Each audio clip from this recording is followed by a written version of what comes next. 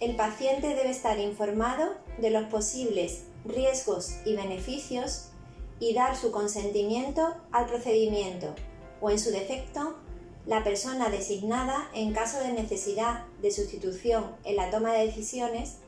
El médico, de forma telemática, prescribirá los componentes a transfundir y enfermería comprobará y revisará que todos los datos corresponden con el paciente en cuestión. Finalmente, en el tratamiento del paciente deben figurar los hemocomponentes a transfundir, en nuestro caso en el sistema Atos Prisma. Prepararemos el material necesario para la extracción de la toma de muestras para pruebas cruzadas. Identificar físicamente al paciente a través de la pulsera facilitada por el servicio de admisión al ingreso. En segundo lugar, confirmar verbalmente su identidad preguntándole al paciente, familiar o cuidador lo siguiente: nombre y apellidos y fecha de nacimiento. Colocaremos la pulsera transfusional.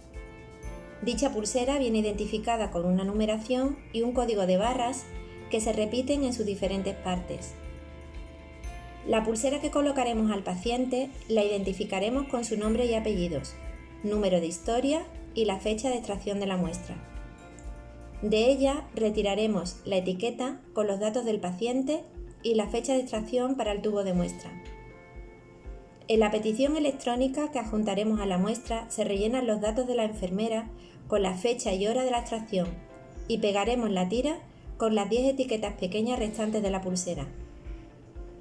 En el extremo superior derecho de la solicitud de transfusión, tanto en la primera hoja como en la copia, pegaremos una de las etiquetas pequeñas.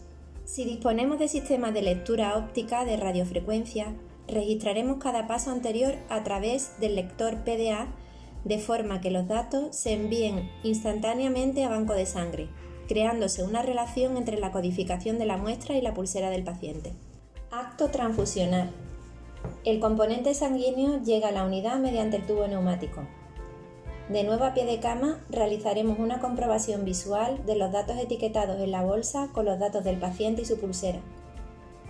Tras esta primera comprobación, procederemos a realizar la confirmación mediante el lector óptico. Esta comprobación se realizará siempre antes de conectar la bolsa de hemoderivados al paciente. Introduciremos nuestro código de barras identificativo como personal enfermero.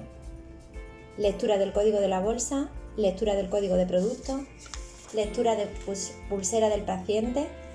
A continuación, en la pantalla de la PDA nos aparecerá el nombre y apellido del paciente junto con su fecha de nacimiento, avisándonos de que estamos a punto de iniciar una transfusión. Si estamos de acuerdo, tendremos que confirmar de forma manual que todos los datos son correctos y que se puede comenzar la transfusión. En caso de que alguno de los códigos introducidos no corresponda con los asignados al paciente, automáticamente nos aparecería en la pantalla del Hemocode un mensaje de error o la negativa de seguir con el proceso. En este caso, nos pondremos en contacto con el banco de sangre para solucionar el problema. Aspectos a tener en cuenta durante el acto transfusional. 1. Monitorizaremos la frecuencia cardíaca, temperatura, frecuencia respiratoria y presión arterial antes del comienzo de la transfusión y 60 minutos después de la misma. 2. En relación al acceso venoso y al equipo de infusión, es aconsejable en vías periféricas utilizar catéteres de 18 o de 20 G. Utilización de un equipo estéril con filtro de 170 a 206 micras. No usar más de 4 horas. Usar un sistema para cada bolsa. No mezclar con otros medicamentos, salvo con solución salina al 0,9%. 3. Velocidad de infusión. Se recomienda infundir cada concentrado de hematíe entre 1 y 2 horas dependiendo de la tolerancia del paciente y por un periodo no superior a 4 horas. Unidad de plasma entre 20 y 30 minutos. Pool de plaquetas entre 20 y 30 minutos.